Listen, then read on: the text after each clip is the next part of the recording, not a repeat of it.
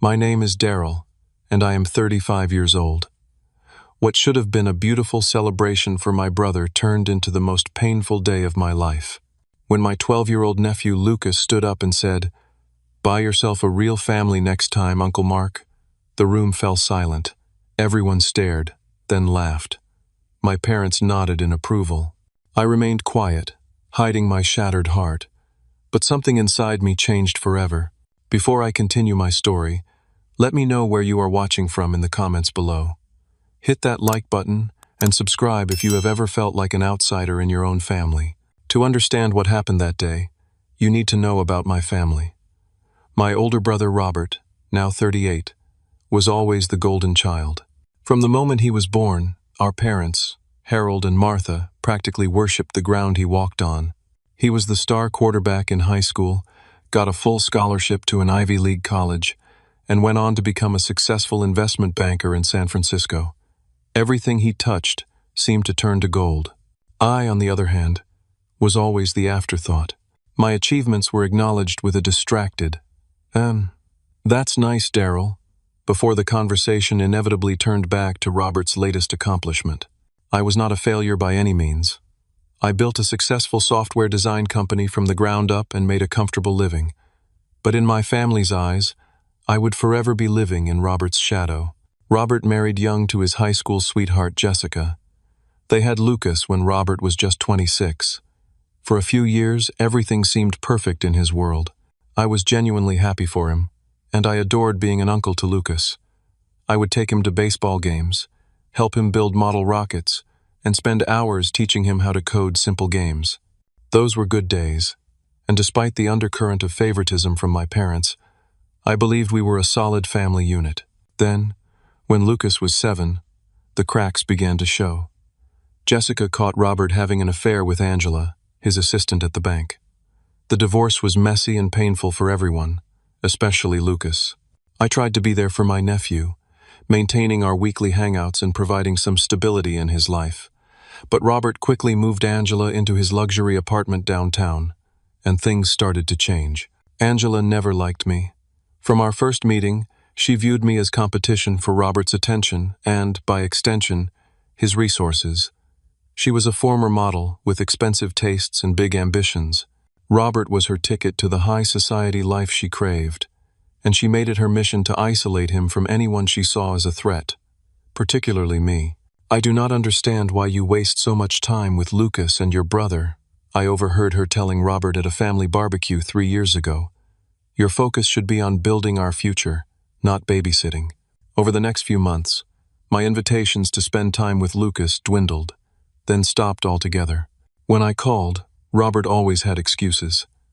Lucas had soccer practice, he had too much homework, they were busy with family activities. The definition of family had clearly changed, and I was no longer included. The real pain came during holidays and special occasions. 3 Thanksgivings ago, I arrived at my parents' house with a special gift for Lucas, a custom-built gaming computer I had spent weeks assembling. When I rang the doorbell, my mother answered with an awkward expression. "Oh, Darrell, did we forget to call you? We moved dinner to Robert's new vacation house in Lake Tahoe this year. Everyone left yesterday. We thought someone had told you." No one had told me. I stood on the porch holding my gift, feeling like an idiot. That night, I ate a microwave turkey dinner alone in my apartment and drank enough whiskey to numb the pain of exclusion. This pattern continued. I was accidentally not included in the family Christmas card photo. My birthday passed without a call from anyone except my elderly aunt Florence. When I hosted a housewarming party after buying my new condo, only 2 distant cousins showed up, despite inviting my entire family. Through it all, I kept sending Lucas birthday and Christmas gifts. I emailed him coding tutorials and game recommendations. Occasionally, he would respond with a brief "Thanks, Uncle Darrell" text that I suspected Robert or Angela had prompted. But the close relationship we once had was gone. Last summer, I ran into Lucas at the mall. He was with Angela, shopping for school clothes. When he saw me, his eyes lit up for a moment, but Angela quickly ushered him away with a cold, "We are running late, Darrell. Maybe another time." There was no other time. When Robert and Angela announced their engagement 6 months ago, I received the news via a mass email sent to Robert's business associates and distant relatives. My parents called, excited about the wonderful news and the beautiful ring and the exclusive venue, but no one asked how I felt about it. I sent a congratulatory text to Robert, which received a thumbs-up emoji in response.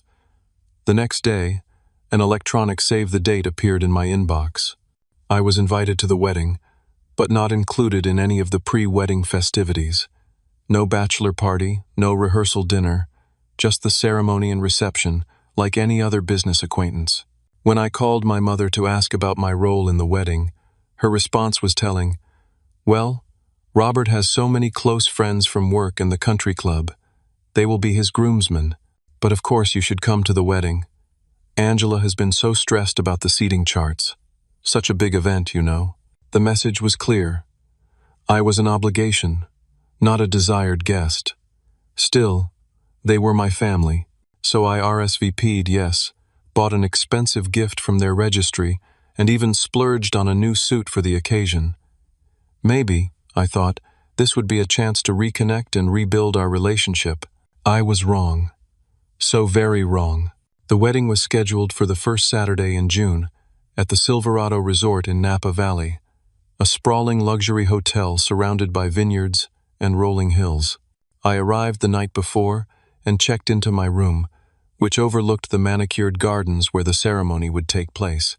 Everything was beautiful and tasteful, exactly what you would expect from a wedding with a six-figure budget. That morning, I had breakfast alone in the hotel restaurant. Through the window, I could see the wedding party taking photos on the lawn, Robert in his tuxedo, Angela in her designer gown, my parents beaming with pride, and Lucas in a miniature version of his father's suit. I watched them laugh and pose, feeling like an outsider looking in on a family that was no longer mine. After breakfast, I returned to my room to prepare for the ceremony. I put on my new suit, adjusted my tie in the mirror, and practiced my smile. "Just get through today," I told my reflection. "Be pleasant, be supportive, and tomorrow you can go back to your life." The ceremony was scheduled for 2 in the afternoon. I arrived early and took a seat near the back of the guest section. The chairs were arranged on the lawn, with an elaborate floral arch marking the altar. A string quartet played softly as guests arrived in their finery, air-kissing and complimenting each other on their outfits. My mother spotted me as she was being escorted to her seat in the front row. She waved distractedly and mouthed, "You look nice," before turning her attention to an elderly couple she apparently deemed more worthy of her time. My father nodded in my direction, but made no move to come speak to me. As the music changed and the procession began, I watched Angela's bridesmaids, 6 women I had never met, walk down the aisle in matching lavender dresses. Then came Lucas, carrying the rings on a satin pillow, followed by Robert and his best man, a colleague from the bank. The ceremony itself was brief and conventional. The couple exchanged vows they had written themselves, filled with inside jokes and promises that made the audience sigh and smile. I clapped at the appropriate moments and tried to feel happy for my brother. He had made mistakes, yes, but everyone deserves love and a second chance. After the ceremony, there was a cocktail hour on the terrace, while the wedding party took more photos. I stood alone with my champagne, watching other guests cluster in groups, chatting animatedly. Occasionally, someone would approach me with a, "So how do you know the happy couple?" When I answered that I was the groom's brother, they would look surprised and quickly find an excuse to move on. It was during this hour that Lucas approached me. He had grown so much since I had last seen him up close, taller, his features more defined, looking more like Robert every day. But there was something in his expression that concerned me, a hardness that had not been there before. "Uncle Darrell," he said, his voice flat. "Mom said I should come say hello to you." "Jessica is here?" I asked, surprised. The divorce had been bitter, and I had not expected Robert to invite his ex-wife. "No," Lucas replied with a slight sneer. "Angela. She is my mom now, my real mom." I felt a pang in my chest but tried to keep my expression neutral. "Well, it is nice to see you, Lucas. You have grown so much. How is school going? Still enjoying coding?" He shrugged. "I do not do that baby stuff anymore. I play lacrosse now, and I am going to be a banker like Dad. Before I could respond, Angela appeared at his side. There you are, sweetie. Your father is looking for you. The photographer wants some family shots. She barely glanced at me. Hello, Darrell. Enjoying yourself? They walked away before I could answer, Lucas leaning into her side as she put a protective arm around his shoulders. The reception was held in the resort's grand ballroom, with crystal chandeliers and elaborate floral centerpieces on every table. I found my name card at table 19, far from the head table where my parents, Robert, Angela, and Lucas, sat with Angela's parents and the wedding party. My table mates were a collection of distant relatives and Robert's former college roommate, none of whom seemed particularly interested in conversation. Dinner was served filet mignon and sea bass, wine pairings with each course, and a 5-tier wedding cake for dessert. Throughout the meal, there were the traditional toasts. The best man told amusing stories about Robert's college days. Angela's maid of honor cried as she described their friendship. My father stood and gave a speech about how proud he was of Robert, how he had always known his son would achieve greatness. And now, the best man announced. A few words from the groom's brother, Darrell. I was startled. No one had mentioned that I would be expected to speak. I had prepared nothing, having assumed I was too unimportant to be included in this part of the celebration. But all eyes were on me, so I slowly stood and approached the microphone. I was not expecting to speak today, I began awkwardly, but I am honored to say a few words about my brother Robert and his new wife Angela. I paused, gathering my thoughts. Robert has always been someone who knew what he wanted and went after it with determination.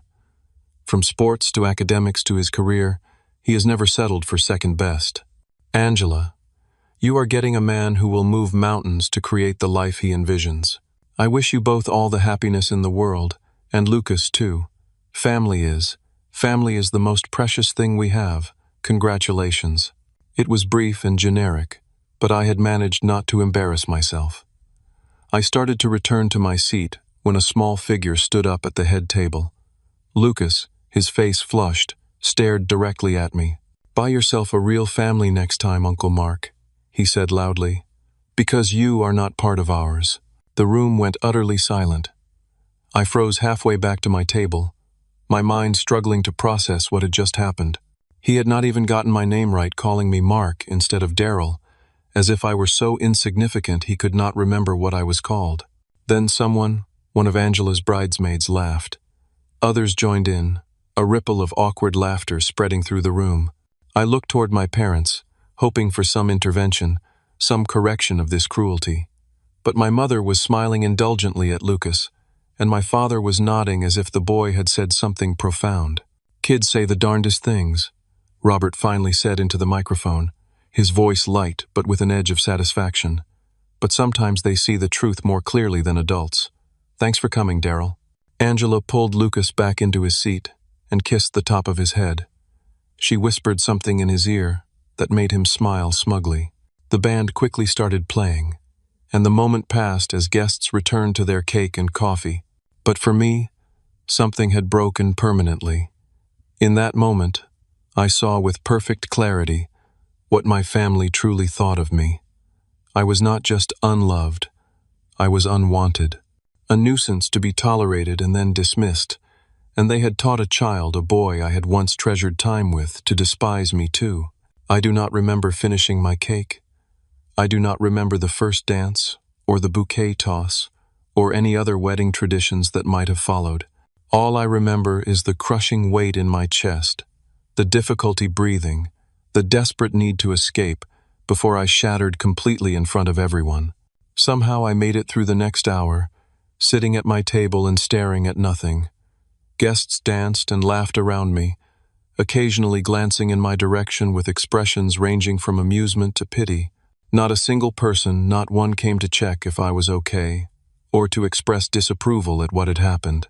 When I felt I had stayed long enough to avoid causing another scene, I quietly slipped out of the ballroom. In the lobby, I ran into my mother, who was on her way back from the restroom. "Leaving already, Darrell?" she asked, her tone suggesting mild disappointment, but not surprise. "Yes," I managed to reply. "I have an early flight tomorrow." She nodded, adjusting her expensive shawl. It was a beautiful wedding, wasn't it? Angela's parents certainly know how to throw an event, and Lucas looked so handsome in his suit. I waited for her to mention the incident, to offer some word of comfort or apology. She said nothing. "Mom," I finally said, my voice barely audible, "did what Lucas said not bother you at all?" She waved her hand dismissively. "Oh, Darrell, he is just a boy, and you know how things have been. Difficult. Robert says he has been acting out since the engagement." It did not mean anything. "He called me by the wrong name," I said, "and said I am not part of the family." And everyone laughed. You laughed. My mother's expression hardened slightly. "Well, you have not exactly made an effort to be part of the family, have you? Always busy with your computer work. Missing Sunday dinners because of deadlines. Hardly calling unless it is a holiday. Lucas barely knows you anymore." I stared at her in disbelief. "Mom, I stopped getting invited to Sunday dinners 3 years ago. I call every week, but no one picks up. I send emails that never get answered. I have tried." "I should get back to the reception," she interrupted. "Your father will be wondering where I am. Will we see you at breakfast tomorrow? Angela's parents have arranged a lovely brunch for the out-of-town guests." "No," I said. "I do not think so." She nodded as if this confirmed something she had long suspected. "Well, have a safe trip home then." She leaned in and pecked my cheek perfunctorily before heading back to the ballroom, leaving me alone with my devastation. I returned to my hotel room, undressed mechanically, and sat on the edge of the bed in the dark. For a long time, I just breathed, trying to process the events of the day. The pain was so intense it felt physical, like a wound that would leave a permanent scar. Around midnight, I opened my laptop and began to type. First, an email to my assistant confirming that I would not be in the office on Monday as planned, and instructing her to reschedule my meetings for the week. Then an email to my real estate agent, asking him to begin looking for properties in Seattle, a city I had visited for a conference last year and enjoyed for its natural beauty and tech-friendly culture. Finally, an email to my lawyer, outlining a plan that had been forming in my mind with increasing clarity as the night progressed. I was 35 years old. For most of those years, I had been chasing the approval of people who would never give it. I had been defining myself as Robert's younger brother or Harold and Martha's less successful son. I had been accepting scraps of attention and convincing myself it was a feast. No more.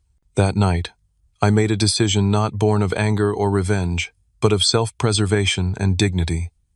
I would no longer participate in relationships that diminished me. I would no longer beg for inclusion in a family that had made it clear I was unwanted. I would no longer waste my energy trying to win the affection of people who had shown, repeatedly and conclusively, that they were incapable of giving it. Instead, I would build a life that reflected my values. I would surround myself with people who appreciated me for who I was, not who they wished I would be. I would use my resources, my time, my money, my skills to create something meaningful, something that would allow me to look in the mirror each morning with pride. By dawn, my plan was in place. I changed my flight to the earliest available departure, packed my bags, and left the hotel without saying goodbye to anyone. As my rideshare pulled away from the resort, I looked back at the scene of my humiliation one last time. The wedding decorations were still visible on the lawn, slightly bedraggled in the morning light. A banner reading "Congratulations, Robert and Angela" fluttered in the breeze. I turned away and did not look back again. This was the last day I would define myself in relation to them. Tomorrow would be the first day of my life as simply Darrell, not a brother, not a son, not an uncle, just me, finally free to become whoever I wanted to be. The freedom was terrifying. It was also exhilarating. On the plane, I made a list of all the things I had been putting off because they did not fit into my family's expectations. Travel to Japan to study traditional woodworking, learn to sail, volunteer with a youth coding program, sell my company, and start a new venture focused on educational technology rather than corporate solutions. I would do all of these things, and I would do them for me, not to impress anyone, not to earn approval, not to secure a place at the family table, just for the simple joy of living authentically. As the plane climbed through the clouds, I felt a weight lifting from my shoulders. The pain was still there. I suspected it always would be, to some degree. But alongside it was something new and unfamiliar. Hope. Hope for a future I would build with my own hands, on my own terms. I closed my eyes and, for the first time in as long as I could remember, I slept peacefully. 2 weeks after the wedding, I closed on a modest but charming house in the Ballard neighborhood of Seattle.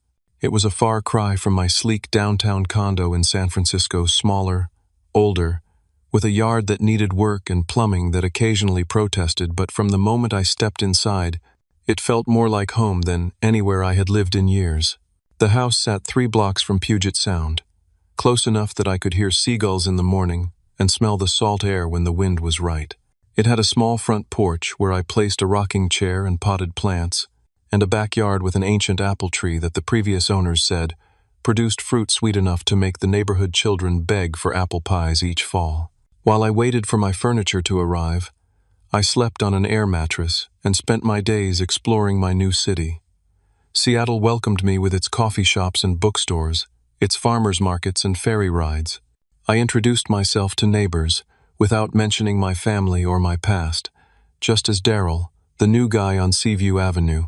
It was refreshing to be known only for myself, with no comparisons or expectations attached. My next-door neighbors, Michael and Sarah, invited me over for dinner my first week in the neighborhood. They were both professors at the University of Washington. He taught environmental science. She taught comparative literature, and they had a 10-year-old daughter named Emma, who reminded me painfully of Lucas at a younger age. "What brought you to Seattle?" Sarah asked as we enjoyed grilled salmon on their deck. For a moment, I considered fabricating a simple story about a job opportunity or a desire for a change of scenery, but something about their genuine warmth made me want to be honest. "I needed a fresh start," I said. "Family issues that came to a head. I realized I had been trying to belong somewhere I was not wanted, and it was time to find a place where I could be myself." They did not press for details, but Michael nodded understandingly. Sometimes the hardest decision is walking away from what hurts you, especially when it is family. "We are glad you chose our neighborhood for your fresh start." That simple acceptance was the first stitch in the tapestry of my new life. Soon, there were others. I joined a community garden and learned to grow vegetables from Eliza, a retired botanist who took me under her wing. I volunteered at the local library, helping seniors learn to use computers. I found a favorite coffee shop where the barista, Jake, started preparing my usual order when he saw me coming through the door. 3 months after my move, I finalized the sale of my software company to a larger corporation. The deal left me with financial security and freedom to pursue projects that aligned with my values rather than just my bank account. After much consideration, I decided to establish a nonprofit organization focused on teaching coding skills to underserved youth. I rented a small office space in a converted warehouse and hired 3 young programmers who shared my vision. We developed a curriculum that combined technical skills with creative expression and partnered with local schools to offer after-school programs. The work was challenging and occasionally frustrating, but deeply satisfying in a way my corporate success had never been. One of our first partner schools was Lakeside Elementary, where I met Melissa Turner, a 4th-grade teacher with a passion for integrating technology into her classroom. She had warm brown eyes, an infectious laugh, and no patience for pretension or ego. "So you are the tech guy everyone is talking about," she said when we were introduced at a planning meeting. "The kids are excited. But I should warn you, they will ask a million questions and expect you to have all the answers." "I never pretend to have all the answers," I replied, "but I am pretty good at helping them figure things out for themselves." She smiled approvingly. "That is the right approach. Too many people come into schools wanting to be the hero or the expert. What these kids need are guides and collaborators." We worked together developing a coding project for her students, meeting after school to plan lessons and troubleshoot problems. Sometimes our meetings extended into dinner at a nearby Thai restaurant, where our conversations wandered from educational theory to favorite books to childhood memories. I found myself sharing stories about my early days with Lucas, teaching him to code and build rockets, carefully editing out the painful ending to our relationship. Melissa was divorced with no children of her own, though she spoke of her students as if they were family. Teaching was my second career, she told me over pad thai one evening. I was in corporate marketing for years, making good money, but feeling empty.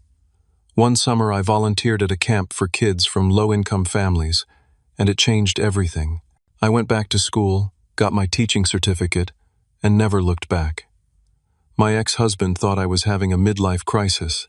Maybe I was, but it was the best decision I ever made. Her courage in reimagining her life inspired me. Gradually, almost imperceptibly, our professional collaboration evolved into friendship and then into something more. 6 months after meeting, we had our first official date, a ferry ride to Bainbridge Island, followed by a hike and picnic overlooking the water. As summer turned to fall and fall to winter, my new life took shape around me. I established a scholarship fund for promising young coders from disadvantaged backgrounds. I joined a book club that met monthly in a local brewery. I adopted a 3-legged rescue dog named Cooper who accompanied me on long walks along the waterfront. There were hard days, of course. Days when a random memory would ambush me, Lucas's 7th birthday party, when he had hugged me so tightly after unwrapping the telescope I had given him.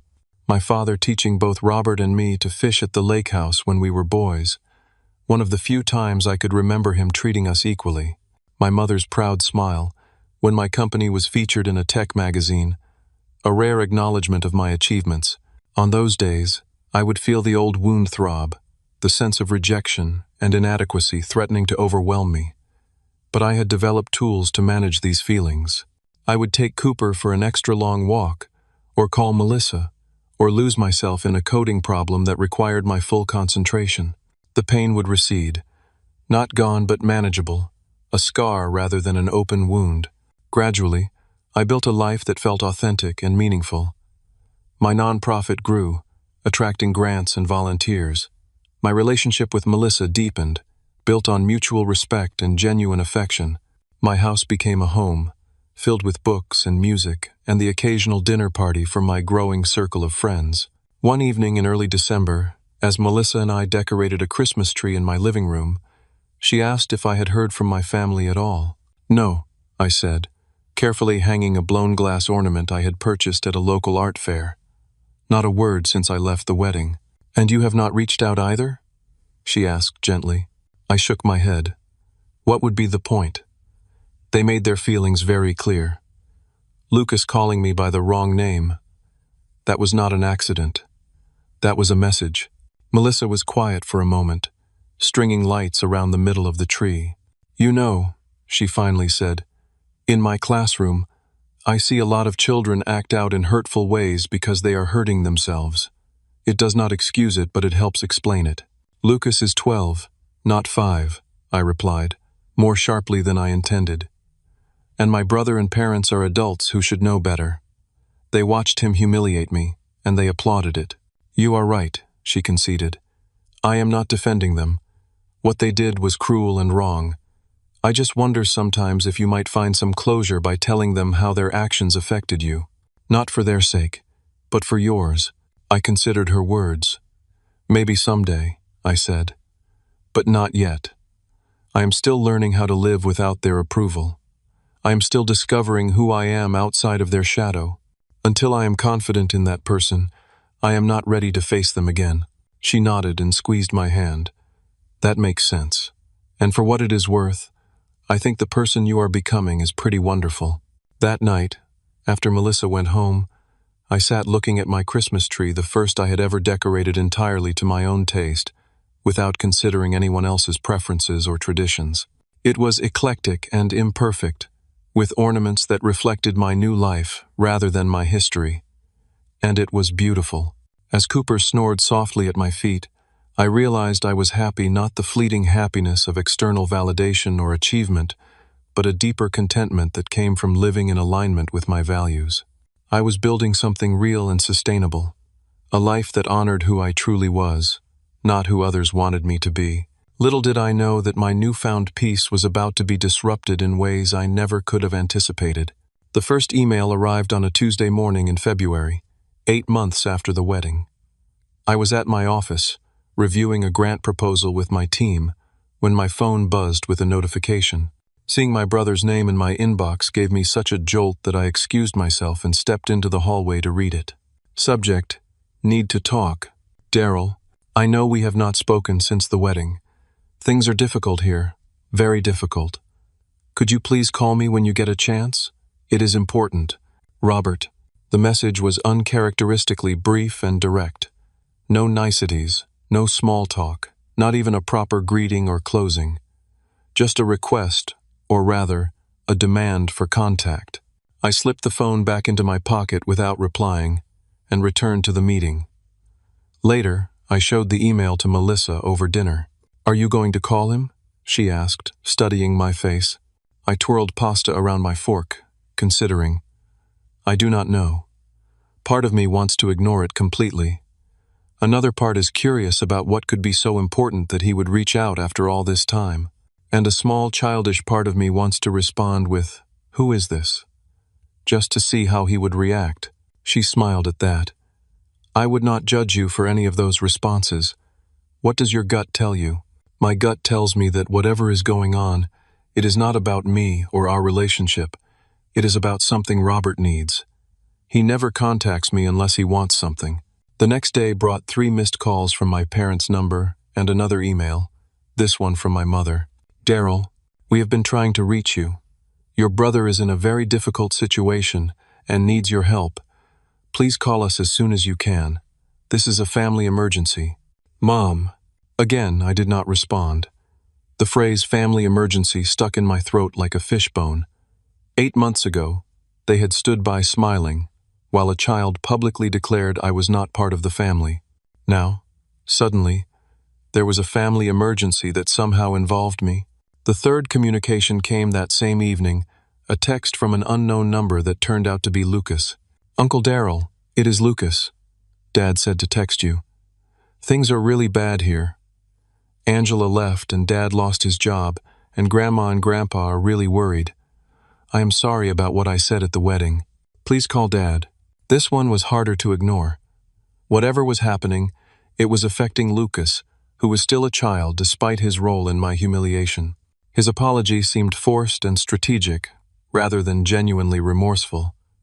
But he was likely just repeating what the adults around him had instructed him to say. I showed the text to Melissa, who had come over for dinner.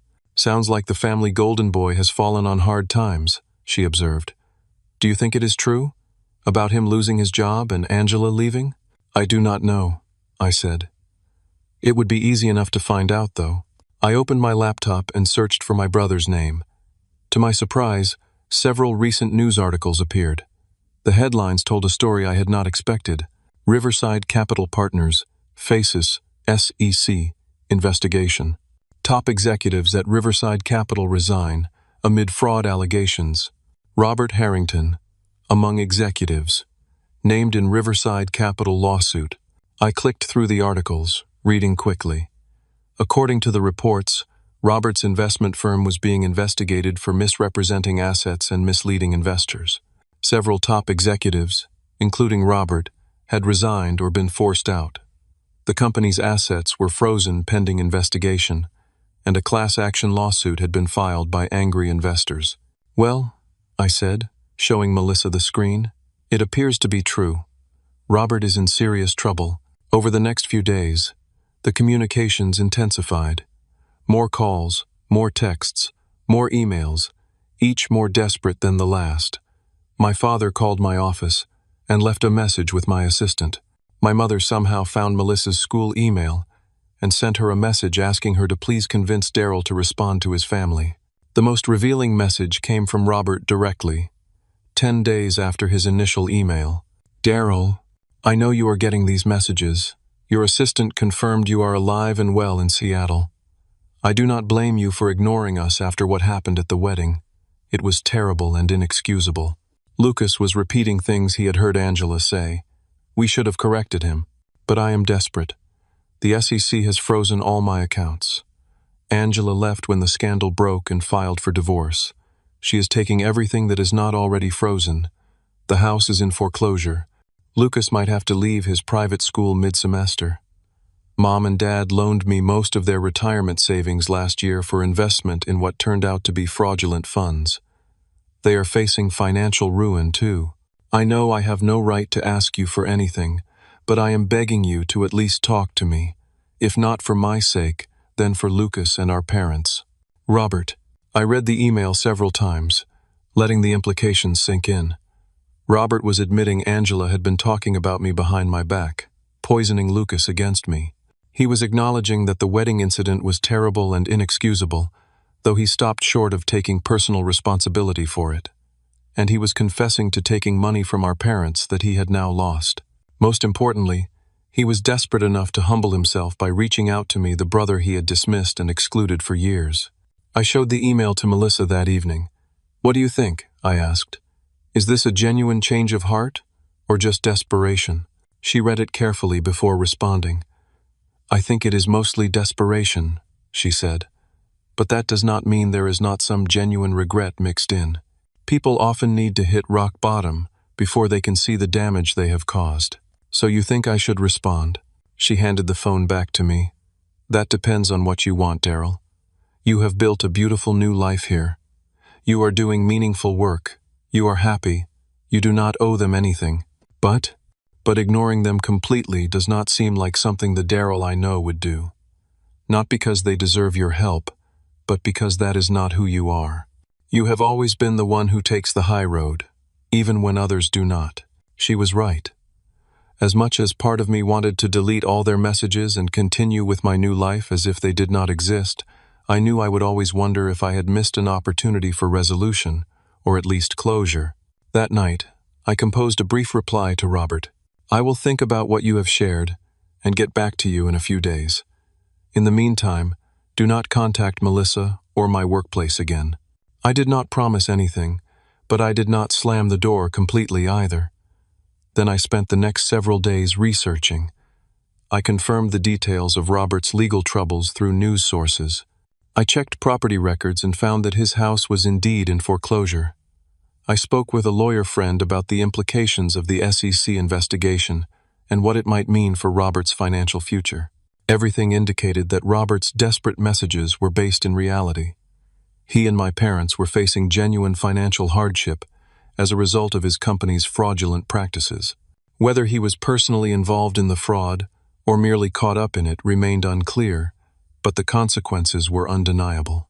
As I mulled over my options, I found myself thinking about Lucas. He was still just a child, caught in the middle of adult problems he had not created. He had been cruel to me at the wedding, yes, but children learn cruelty from adults. In his case, from Angela, who had now abandoned him when things got difficult, and from Robert, who had allowed and even encouraged the mistreatment of his brother. I thought about my own childhood, about growing up in Robert's shadow, always feeling less valued and less loved. I would not wish that feeling on any child, not even one who had publicly humiliated me. After much reflection, I sent Robert another message. "I have verified your situation. Before I decide whether to help, I need to know specifically what you are asking for. I also need to know that you understand why I left and why I have not been in contact. And I need to hear directly from Lucas, not a scripted apology, but his genuine thoughts." Robert's response came within minutes. "Thank you for at least considering it. What I need most urgently is help with Lucas's school tuition so he does not have to leave mid-year. The spring semester payment is due next week, $48,000. I cannot access any of my funds due to the freeze. As for why you left, I know we treated you badly for years. I let Angela isolate me from you because it was easier than standing up to her. I was jealous of your relationship with Lucas and worried you were a better influence on him than I was. At the wedding, when he said those terrible things, I should have corrected him immediately. Instead, I essentially endorsed it. I understand why you would cut us off completely after that. Lucas is sitting here with me now. I will let him respond separately about the wedding incident. No coaching from me, I promise." Shortly after, I received a message from Lucas's phone. "Uncle Darrell, this is Lucas. Dad said I should tell you how I really feel about what happened at the wedding. The truth is, I did not even know your name was Darrell back then. Angela always called you Mark when she talked about you, like your Uncle Mark who never comes around, or your Uncle Mark who thinks he is too good for us. I thought that was your name. I only found out your real name after you left, and Dad got really upset with me. I know saying that stuff was wrong. Back then I thought it would make Angela happy, and Dad would not be mad at me anymore. He and Angela fought a lot, and sometimes it was about you. Now Angela is gone, and Dad is sad all the time, and we might lose our house. I miss my old school and my friends. I am sorry I was mean to you. Dad showed me pictures of when I was little, and you used to take me places and teach me computer stuff. I do not remember most of it, but it looked fun. If you hate me now, I understand. Lucas. The raw honesty of the message hit me hard. This was not the scripted apology I had expected, but something much more revealing a glimpse into the dysfunctional dynamics that had shaped Lucas's behavior. Angela had been deliberately using a wrong name for me. Robert and Angela had been fighting about me, and Lucas had been caught in the middle, trying to navigate adult conflicts he could not possibly understand. And now he was paying the price for his father's mistakes. I put down my phone and went for a long walk along the waterfront with Cooper, trying to sort through my feelings. Part of me still felt the sting of humiliation from the wedding. Another part recognized the genuine distress my family was experiencing. And a third part, the part that had always tried to be the bigger person, the peacemaker, wondered if this might be an opportunity to heal old wounds. As the sun set over Puget Sound, I made my decision.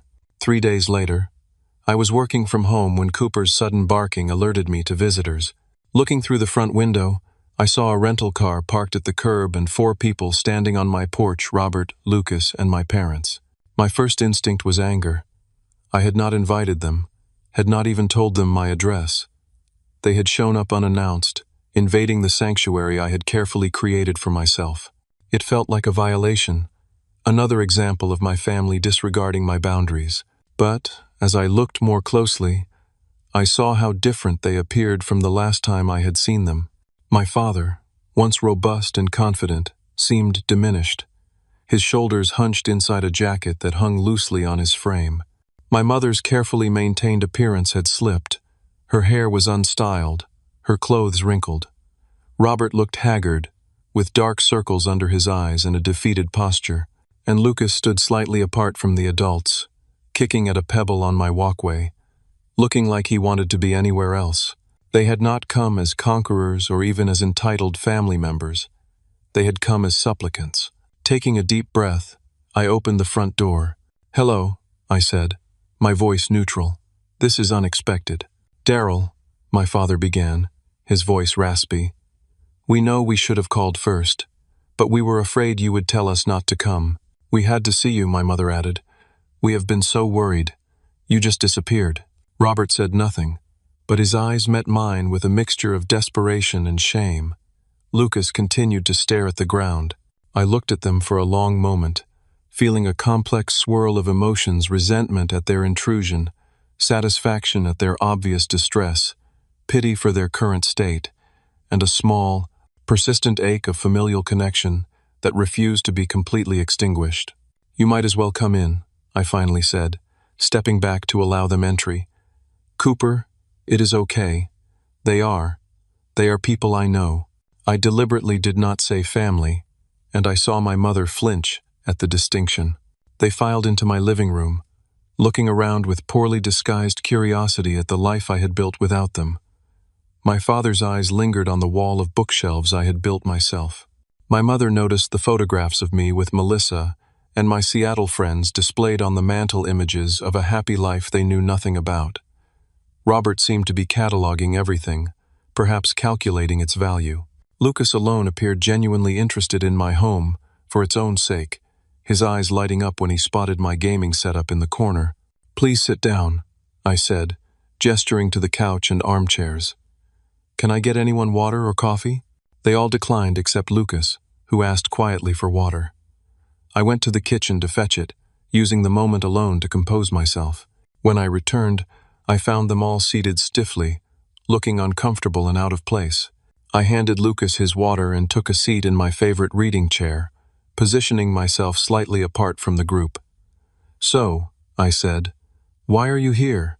In person, I mean." We were communicating by email. Robert cleared his throat. I thought this conversation needed to happen face to face. I need to apologize properly, and I need to explain our situation fully. We miss you, son, my father interjected. We have made terrible mistakes, inexcusable mistakes. We want to make things right, my mother added. If that is even possible. I looked at each of them in turn, trying to gauge their sincerity. Before we go any further, I said, I need to know something. How did you find my address? I never shared it with any of you. They exchanged glances, and Robert shifted uncomfortably. I hired a private investigator, he admitted. I know that was wrong, invading your privacy, but we were desperate to find you. You spent money on a private investigator when you claimed to be financially ruined? I asked skeptically.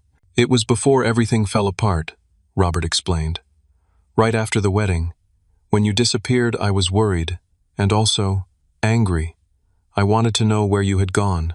By the time I got the information, things had changed, and I did not use it until now. I processed this revelation. Robert had been tracking me all along, not out of concern, but initially out of anger, or perhaps a desire to control. Only desperation had finally driven him to my door. I see, I said. And what exactly do you want from me now? We need your help, Darrell, my father said plainly. We have lost everything. The house, the vacation property, our savings. Robert's legal troubles mean he cannot work in finance again. Your mother and I are too old to start over. And Lucas, he glanced at the boy. Lucas deserves some stability. Financial help, you mean? I clarified. Yes, Robert admitted. But not just money. We need a family. We need you. Lucas, who had been silent until now, suddenly spoke up. I really am sorry about the wedding, Uncle Darrell. I was stupid and mean. Angela told me to say that stuff. She said it would make my dad happy. And did it make your dad happy? I asked, looking directly at Robert. Lucas looked down again. He laughed. Everyone laughed. Not everyone, I said quietly. I did not laugh. It broke my heart. The room fell silent. My mother dabbed at her eyes with a tissue. My father stared at his hands. Robert looked like he had been struck. I know, he finally said. I knew it then too. But I was so caught up in the wedding, in impressing Angela's friends, in being the center of attention, I did not want to deal with anything uncomfortable. It was easier to laugh it off than to do the right thing. And then you left. And at first I was relieved because it meant I did not have to face what had happened. By the time I realized what I had lost, you were gone. I have been gone for a long time, I said. Not just physically. You all pushed me out of the family years ago. The wedding was just the final straw. We did not realize, my mother began. Yes, you did, I interrupted firmly. You knew exactly what was happening. You chose Robert at every turn. You allowed his wife to isolate him. You excluded me from family events. You treated me like an afterthought. And when Lucas publicly humiliated me, you smiled and nodded as if he had done something clever. My words hung in the air, harsh but true. For perhaps the first time, I was speaking my truth without softening it to protect their feelings. You are right, my father said, surprising me. We favored Robert. We always did. He was our firstborn, and he seemed to need more attention, more validation. You were always so self-sufficient, so capable on your own. We told ourselves you were fine, that you did not need us the way he did. It was wrong, and I am ashamed of it now. We never meant to hurt you, my mother added tearfully. We just did not think. That is exactly it, I said. You did not think about me at all. And now you are here because you need something. If Robert's company was still successful, if Angela was still around, if everything was still perfect in your golden child's life, would you be sitting in my living room right now? Would you have ever sought me out to apologize? None of them answered. They did not need to. We all knew the truth. Lucas, who had been listening intently, suddenly stood up. I want to see your dog, he said, nodding toward Cooper, who was watching us cautiously from his bed in the corner. I welcomed the interruption. His name is Cooper. He is friendly but a bit shy with new people. You can go say hello if you want. Just move slowly and let him sniff your hand first." As Lucas crossed the room to meet Cooper, I turned back to the adults. "I need to be very clear about something. I have built a good life here. I have friends who value me. I have meaningful work. I have a relationship with someone who sees and appreciates me for exactly who I am. I will not risk any of that to jump back into a family dynamic that was toxic and painful." "We understand," my mother said quickly. "We just want a chance to be in your life again, to make amends." "And you need money," I added bluntly. Robert nodded. "Yes, I will not deny that. I have lost everything, and I have dragged Mom and Dad down with me. Lucas's school has given us until the end of the week to pay his tuition, or he will have to leave. We are staying in a budget motel because we cannot afford anything else. I am out of options, Darrell." I looked over at Lucas, who was now sitting on the floor with Cooper, gently petting the dog's head. The boy looked happier than he had since arriving, a glimpse of the innocent child beneath the attitude he had displayed at the wedding. "Lucas," I called, "can I ask you something?" He looked up, suddenly wary again. "Okay, do you like your school? Is it important to you to stay there?" He hesitated, glancing at his father, as if seeking permission to answer honestly. "It is okay," I assured him. "I want to know what you think, not what you think I want to hear." "I like my friends there," he said cautiously. "And the coding club is cool. My math teacher, Mr. Wilson, is helping me with a robot project." "So it is important to you?" He nodded. "Yeah, but Dad says we cannot afford it anymore, and that is okay. I can go to a different school." I turned back to the adults. "Here is what I am willing to do. I will pay Lucas's tuition directly to the school for the remainder of this academic year. That will give you time to make other arrangements for next year if necessary. I will also help you find affordable housing, not by giving you money, but by co-signing a lease if needed. And I will introduce Robert to some contacts in the tech industry who might be willing to consider him for entry-level positions, despite his financial background." "Thank you, Darrell," Robert said, his voice thick with emotion. "That is more than generous." "I am not finished," I continued. "These offers come with conditions. First, all of you will get jobs, any jobs to support yourselves.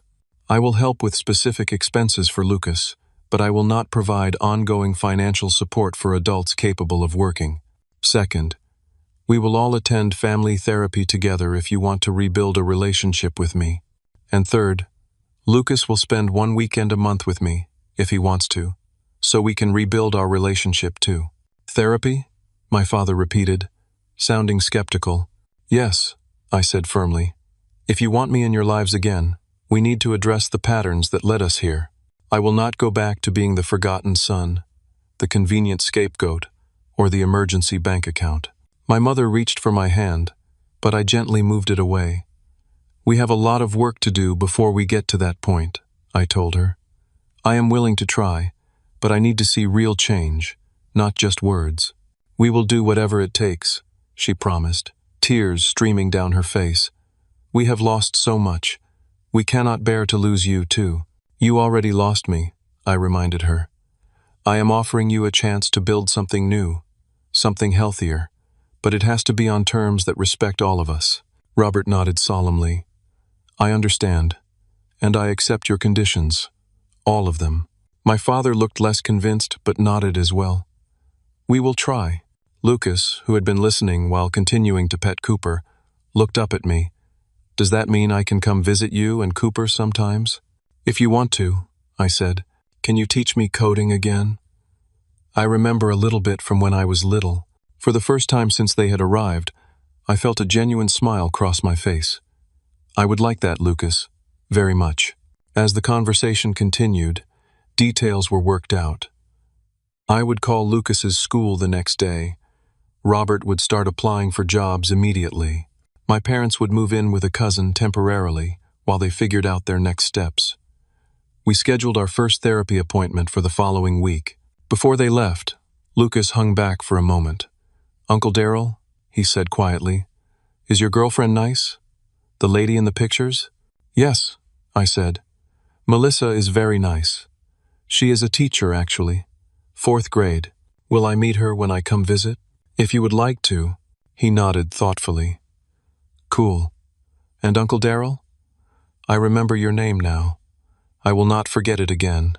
It was a small thing, but somehow it meant more than all the elaborate apologies that had come before it. As they drove away from my house, I felt emotionally drained, but curiously light-hearted. I had faced my family on my terms, spoken my truth without flinching, and set boundaries that protected the life I had built. Whether these boundaries would lead to reconciliation or final separation remained to be seen, but for the first time, I felt in control of my relationship with my family rather than at its mercy. That evening, I called Melissa and told her everything. "Are you sure about this?" she asked when I had finished. "Letting them back into your life after everything they did?" "I am not sure of anything," I admitted. "But I am offering them a path forward with clear boundaries. If they can respect those boundaries, maybe we can build something new. If not, at least I will know I tried." "And you are doing it for Lucas," she observed. Partly I agreed. He is just a kid caught in adult drama. But I am also doing it for me. I need to know if real change is possible, or if I need to close this chapter completely. Either way, I will have answers instead of questions. "Well," she said warmly, "whatever happens with them, you still have me and your friends here. You have built a beautiful life, Darrell. Do not let them take that away from you again." "I will not," I promised. "This time, I know exactly who I am and what I deserve." 6 months after my family's unexpected appearance on my doorstep, we gathered in my backyard for a barbecue. It was a beautiful late summer evening, the sky painted in shades of pink and gold as the sun began its descent over Puget Sound. Cooper trotted around the yard, keeping an eye on the gathering while hoping for dropped food. The changes in those 6 months had been remarkable. Robert had taken an entry-level position at a friend's tech startup, swallowing his pride to work under people a decade younger with a fraction of his former salary. He had moved into a modest 2-bedroom apartment, where Lucas lived with him full-time. My parents had relocated permanently to Seattle, renting a small condo near a community college where my mother had found work as an administrative assistant. My father, after initial resistance, had taken a job as a manager at a hardware store, discovering to his surprise that he enjoyed sharing his handyman knowledge with customers. Lucas had finished the school year with improved grades and renewed enthusiasm for his coding projects. He had spent 1 weekend each month with me as agreed, and our relationship had gradually strengthened. We had rebuilt the model rocket hobby we had shared when he was younger, launching them in a park near my house and celebrating each successful flight. The family therapy sessions had been difficult but productive. There had been tears, accusations, and painful truths spoken aloud for the first time. My parents had finally acknowledged the lifelong favoritism they had shown Robert. Robert had admitted his jealousy of my independence and success outside the traditional paths he had followed. I had confronted them about the wedding incident and many others that had preceded it, no longer minimizing the pain they had caused. Our therapist, Dr. Eleanor Wilson, had guided us through these conversations with wisdom and compassion, helping us establish new patterns of communication and respect.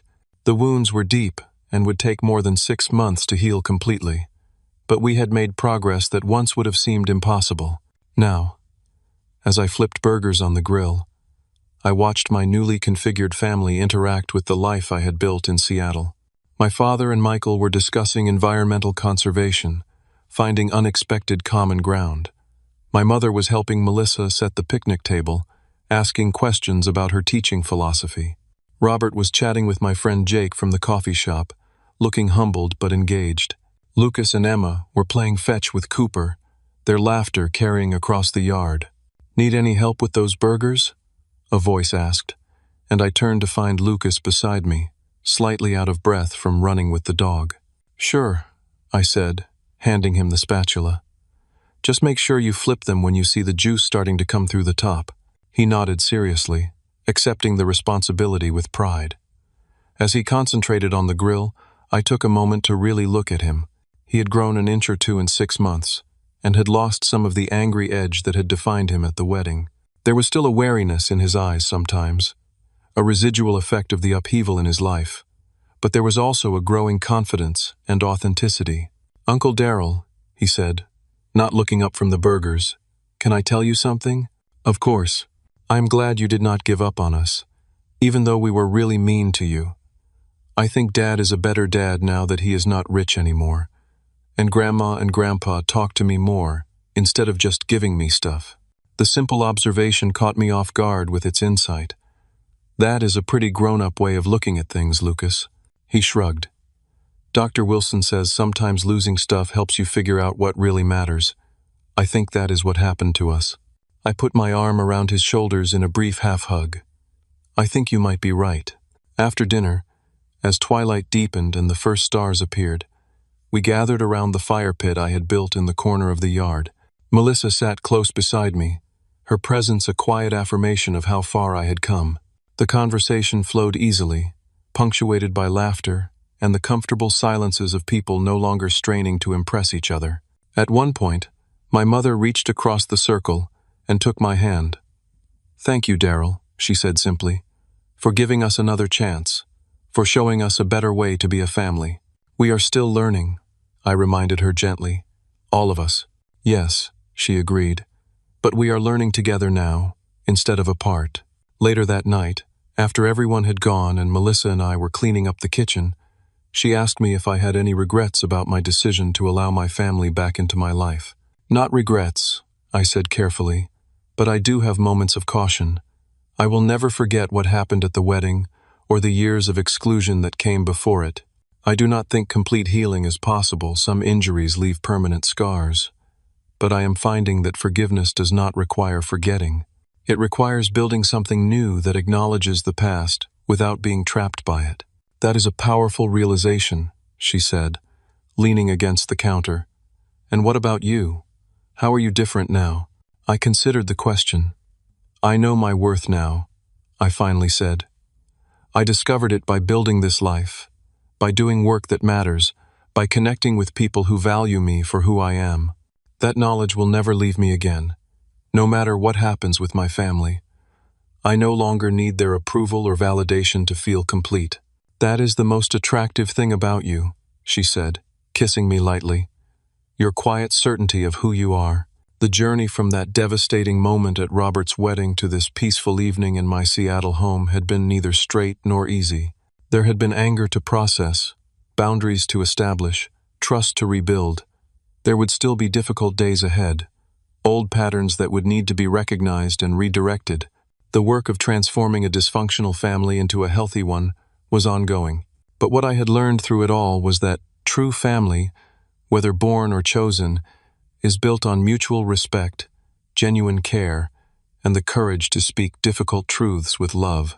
It requires acknowledging hurts rather than hiding them, and working together to create relationships where everyone can thrive. My nephew's cruel words at the wedding had shattered the illusion that I could earn my family's love by diminishing myself. In the most painful way possible, he had forced me to recognize that I needed to build a life on my own terms, with people who could see and appreciate my authentic self. Paradoxically, it was only after I stopped trying to belong in a family that did not truly want me that I created the space for a new kind of family to emerge, one based not on obligation or history, but on choice and mutual growth. Sometimes the deepest wounds become our greatest teachers. Sometimes what looks like an ending becomes the beginning of something far more beautiful than we could have imagined. And sometimes the family we need is not the one we are born into, but the one we create through courage, forgiveness, and the willingness to begin again. Have you ever had to walk away from someone you loved in order to find yourself? Have you experienced the painful growth that comes from setting boundaries with family? Share your story in the comments below. And if this journey resonated with you, please hit the like button, subscribe to hear more stories of healing and transformation, and share this video with someone who might need to hear that it is never too late to build the life and relationships you truly deserve. Thank you for listening to my story, and remember, your worth is not determined by how others treat you, but by how you choose to treat yourself.